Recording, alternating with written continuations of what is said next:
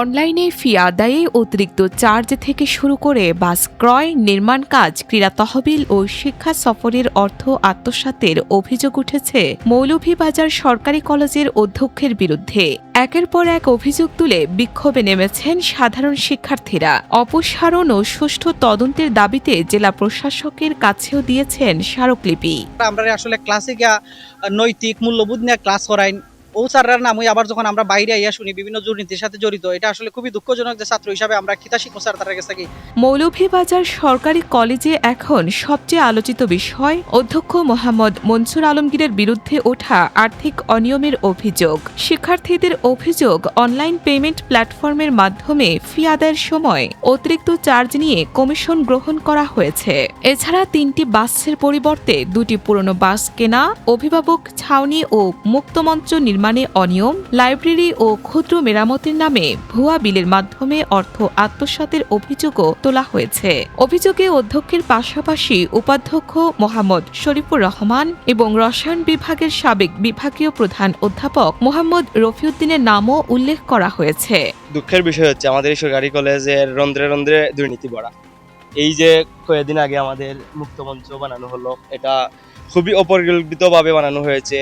উনি যেহেতু নৈতিকতার চরম সীমায় পৌঁছে গেছেন, অবক্ষ হয়ে গেছে, তাই উনি ওইটা বাতিল করেন নাই, প্রোগ্রামটা চালিয়ে গেছেন। তো আমরা এখানে ধরতে পারি এটাই যে উনার নৈতিক অবক্ষয় হয়েছে, উনি প্রিন্সিপালের আসনে আসীন থাকার যোগ্য না। শিক্ষার্থীদের দাবি 2025 ও 2026 সালের ক্রীড়া তহবিল, বিএনসিসি ও রোভার স্কাউটের ইফতার বাজেট, শিক্ষা সফর এবং বই কেনার অর্থ নিয়েও অনিয়ম হয়েছে। এছাড়া কলেজ বন্ধ থাকার সময় মিলাদ মাহফিল আয়োজন এবং সম্প্রতি নির্মাণ মুক্তমঞ্চ ও মাঠের পানি নিষ্কাশন প্রকল্প নিয়েও প্রশ্ন তুলেছেন তারা। যেমন বিগত কয়েকদিন আগে হয়েছে একটা মিলাদ, এই মিলাদের মাঝে আমরা জানি না, আমরা ডিপার্টমেন্ট তো আমরা একটা গ্রুপ আছে, আমরা এটাও জানি না যে মিলাদ হইব কিনা। অভিযোগ অস্বীকার করে রসায়ন বিভাগের সাবেক বিভাগীয় প্রধান অধ্যাপক মোহাম্মদ রফিউদ্দিন বলেন, তিনি বিভিন্ন অনুষ্ঠানে অংশ নিলেও কলেজের কোনো আর্থিক ভাউচার বা হিসাব নিকাশের সঙ্গে তার সম্পৃক্ততা ছিল না। তারা জানেন কোনো প্রতিষ্ঠান থেকে চলে গেলে ওই কলেজের ওই প্রতিষ্ঠানের অর্থনৈতিক কোনো কারণে সম্পৃক্ত হওয়ার কোনো সুযোগই নেই। অন্যদিকে অধ্যক্ষ মোহাম্মদ মনসুর আলমগীরও তার বিরুদ্ধে ওঠা অভিযোগ অস্বীকার করেছেন। তার দাবি, রাষ্ট্রীয় শোক ঘোষণার পর রিসোর্টে নির্ধারিত সব ধরনের আনন্দ আয়োজন বাতিল করা হয়েছিল। বাস কেনা সহ অন্যান্য কার্যক্রম সরকারি বিধি অনুসারে সম্পন্ন হয়েছে বলে তিনি দাবি করেন। এইগুলা কি মনে করেন, এগুলা আমার এটা ঠিক না, এগুলো তো গভর্নমেন্টের প্রতিষ্ঠান আছে, মনে করেন অডিট আছে, অডিটে চেক করে দেয়। আমি তো এগুলো অভিযোগগুলো সত্য নয়।